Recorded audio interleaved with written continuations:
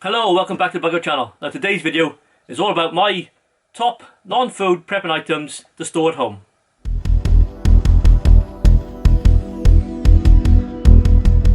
Right, let's get into it. Yeah, so like I said, today's video is all about non-food prepping items you may want to consider storing at home.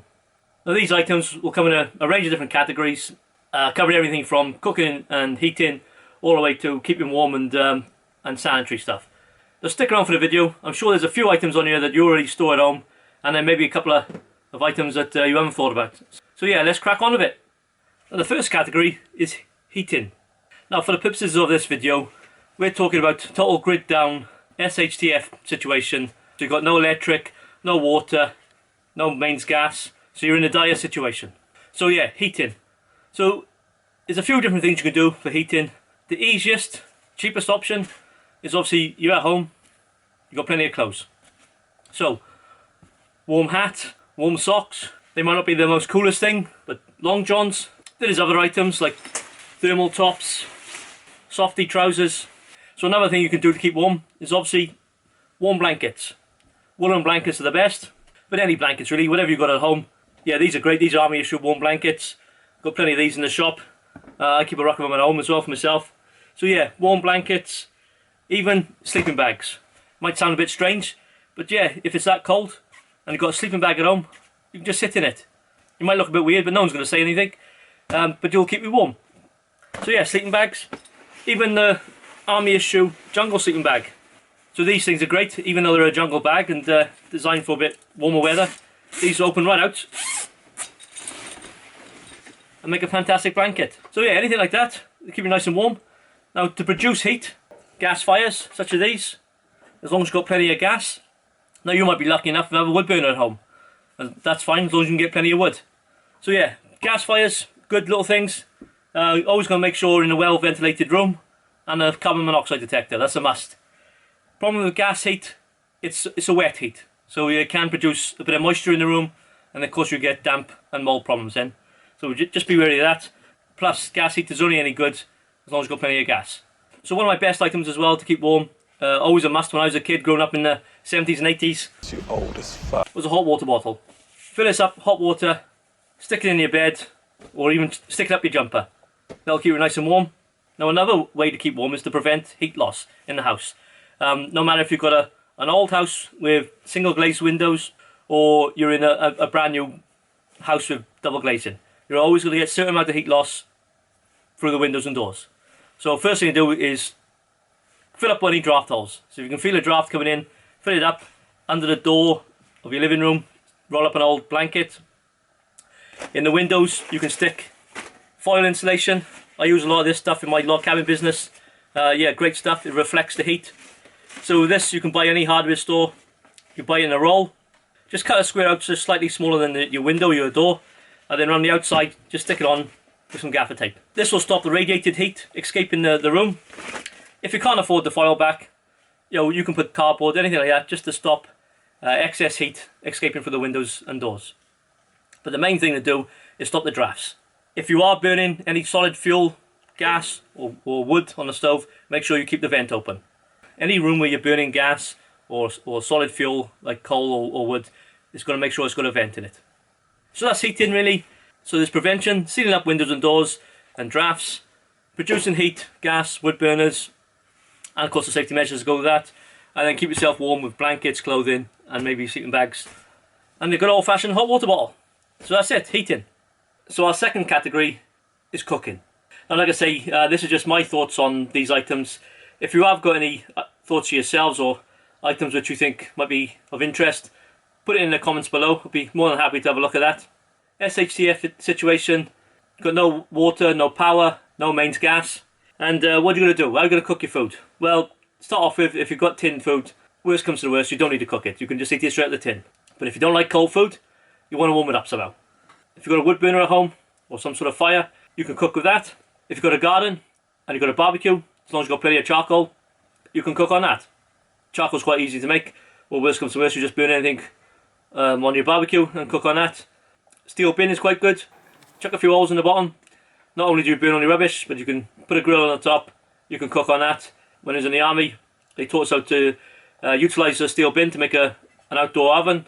But if you haven't got them things at home, you can also use camping equipment. So you've got camping stoves, like this single burner stove, or even just a run-of-the-mill camping stove. So these run on butane gas, so as long as you've got plenty of gas, you're sorted. You can cook as whatever you want. The only thing I would say, some of the pots and pans you get these days, they're not designed for open flame cooking. They might be induction pans, or they might be pans just designed for electric hobs. Yeah, so make sure you use a good pan which is designed for an open flame. So either, you know, cast iron or this carbon steel pan and skillet, or even something like a toasty maker, whistling kettle. Obviously you can boil water in a pan. Yeah, zebra stuff. This is brilliant. So yeah, get yourself a good pan which you could use on open flame, electric flame, on a fire. And if money's tight, just get one decent pan that will do all the jobs needed. So if you do find yourselves in an SHTF situation, you've got a few different options where you can cook your food. That's if you're lucky enough to have food. But if you did watch my other videos on what food to store long term, then you should have plenty of food in your stores. So that's your cooking really. You've got your gas stoves, you've got obviously wood burners if you've got one, you've got outdoor cooking on fire, pizza ovens, barbecues, that sort of stuff, and then the right pots and pans to use on open flame cooking. So that's your cooking. Next category is lighting. Now there's loads of different options for lighting. These are just some of them, and my own choice. So we'll start off with the most simplest one, and that's torches. It could be camping lanterns, head torches, kids torches, pocket torches, big torches. We have all sorts of torches and lanterns in this household. Security torches, power of a million candles, because we live out in the countryside in the middle of nowhere. You never know who's walking about. I always carry around this little torch. I'll put a link of it in the description below. But yeah, it's a great little torch, fits in your pocket, and there's a good light on that. So other electronic torches we have in the house are the bivy lights. Probably seen this on every other video I do. But yeah, I love this bivy light from NGT. Not only has it got a really bright light, red light as well, but it's also a solar charger and a battery bank. So yeah, good bit of kit that to have. So that's electronic devices, lanterns, torches, all that sort of malarkey. Then there's the old-fashioned type, candles. We have all different types of candles at home. 4 candles, from these large candles that burn for hours and hours, if not days, to tea lights. Even got the wife's candles, they smell nice. The candles might seem a bit old-fashioned, but great source of light and very, very cheap.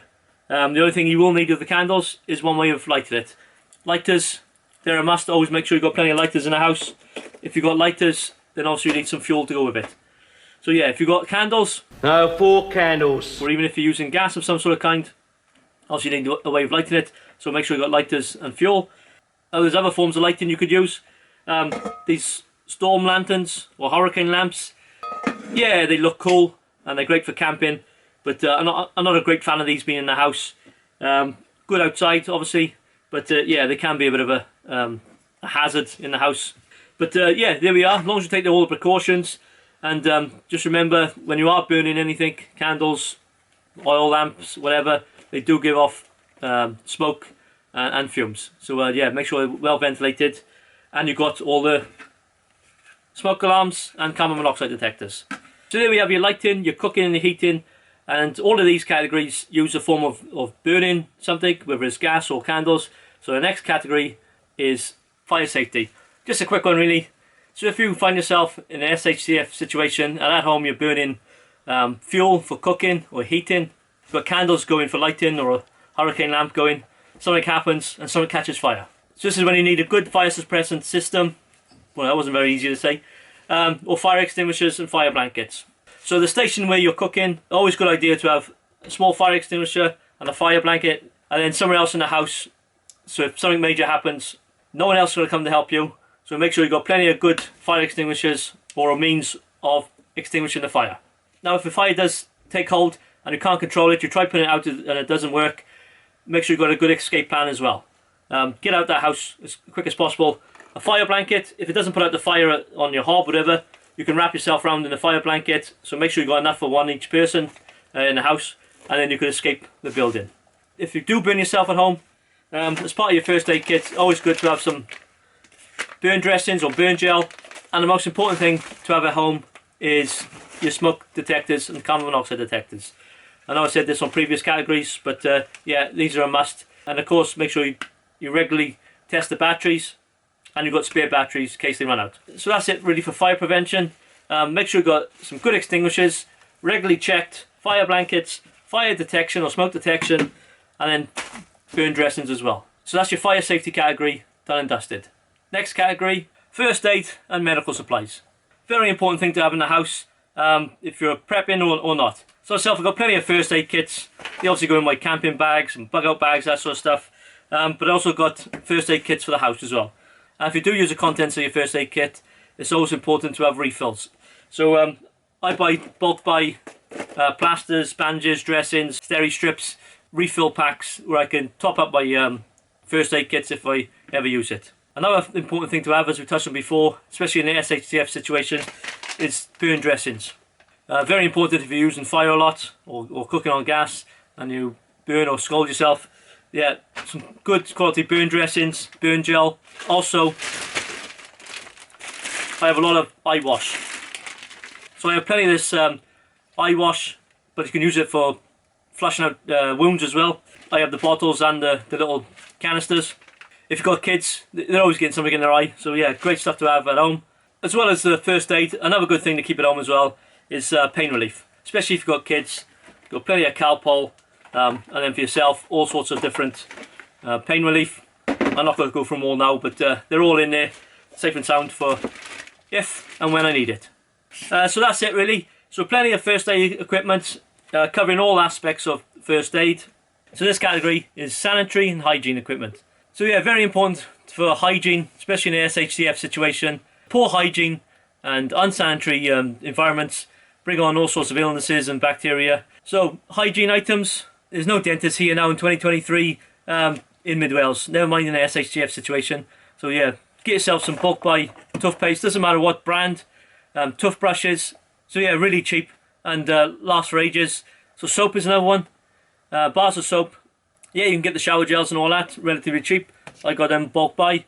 But soap, bars of soap is the best. Really cheap, cheap as chips. And not only can you wash yourself with soap, you can wash your clothes as well. So toilet paper, in the future there might be wars fought over toilet paper. It's not essential. The Romans used to use a sponge on a stick, which could be used again if needed. But yeah, get it bulk buy while you can, as long as you've got somewhere to store it. So keeping your surroundings clean is also bleach you can buy, such as Dettol. But there's other varieties, kitchen, bathroom cleaners. So bleach like Dettol, not only in a liquid form, but you can also get in a spray. Not only does it keep all your surfaces nice and clean, kills all the bacteria, but if you use the unscented kind, you can purify your water as well. Another good thing for cleaning is distilled vinegar. It has many different uses, and cleaning down surfaces is just one of them. Now if you are cleaning down surfaces, obviously you need plenty of cloths and sponges to do it. Also buckets and containers. Not only do you use them for obviously storing food, but you can keep your cleaning stuff in it. Plus simple things like bin liners.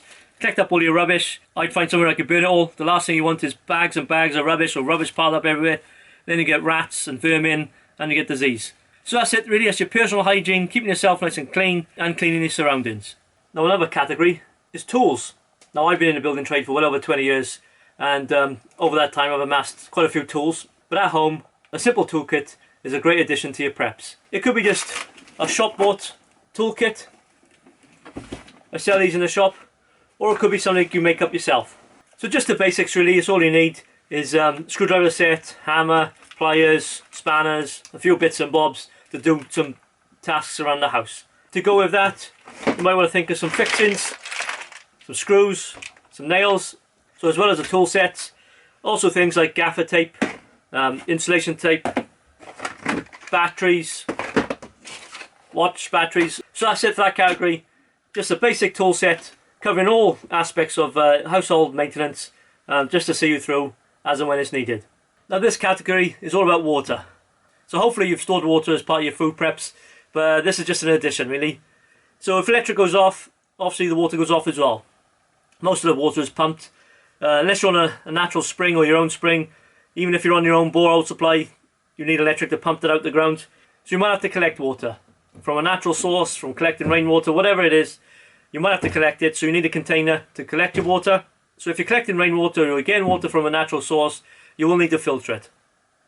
Now you can take out the bigger particulates with a number of different filters, but you will need to treat it as well. Now you can boil your water for a minimum of 5 minutes to kill all the bacteria, or you can use purification tablets. They're basically chlorine tablets. So they come in a variety of different forms. Basically, once your water is somewhere near clean, you filter it and take the big particulates out, put it in a Puri tab, usually 1 litre of water per tablet, give it a shake, leave it a couple of minutes, 10 minutes or so, and then it's safe to drink. I say it won't taste the greatest, but it will be safe. Or you can invest in a water filter. Something like this, a gravity bag, that'll go through a filter. You can flush these clean. Again, there's loads of different ones on the market. Water, another thing to consider. If you haven't got any, you need to get some, and you'll have to clean it before drinking it.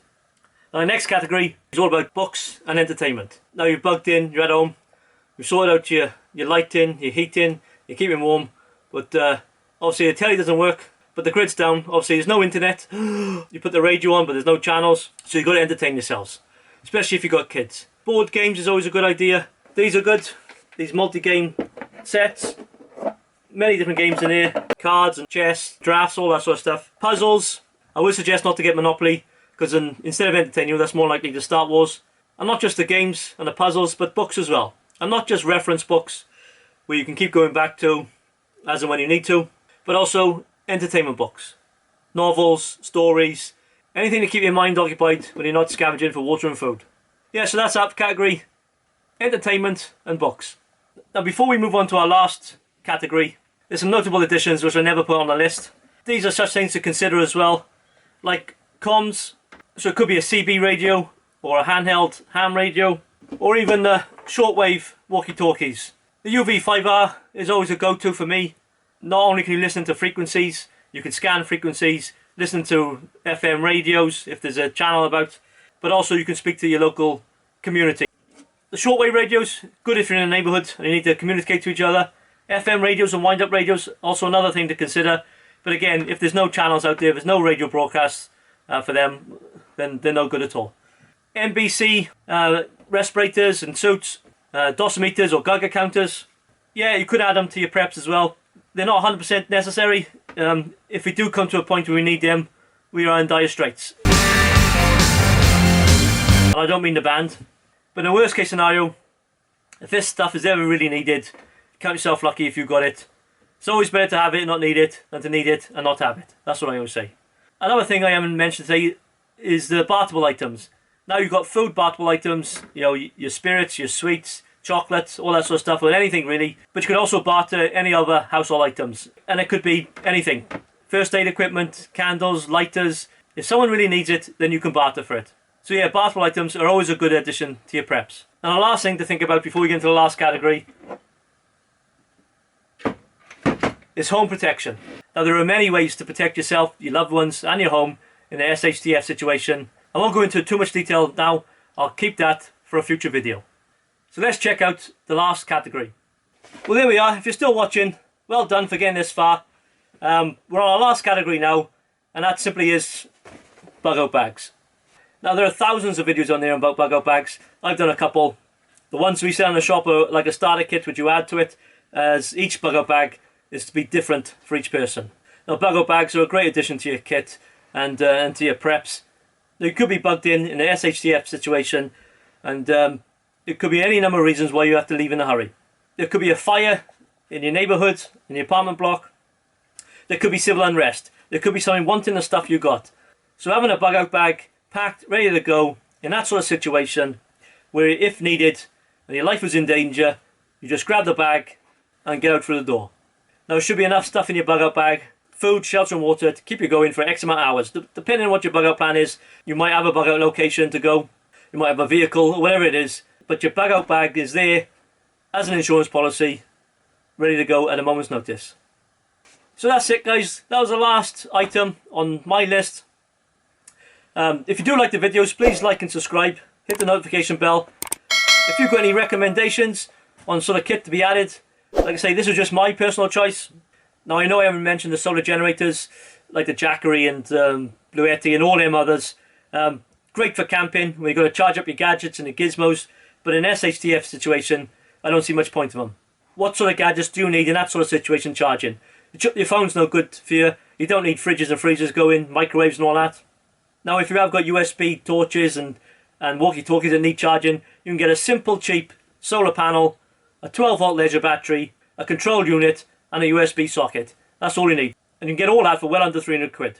But apart from that, if you can think of anything else, put it in the comments. I'll look forward to reading it. And thanks for watching. If you want to check out some more videos, check these ones out. And yeah, don't be scared, be prepared, and I'll catch you next time. All the best.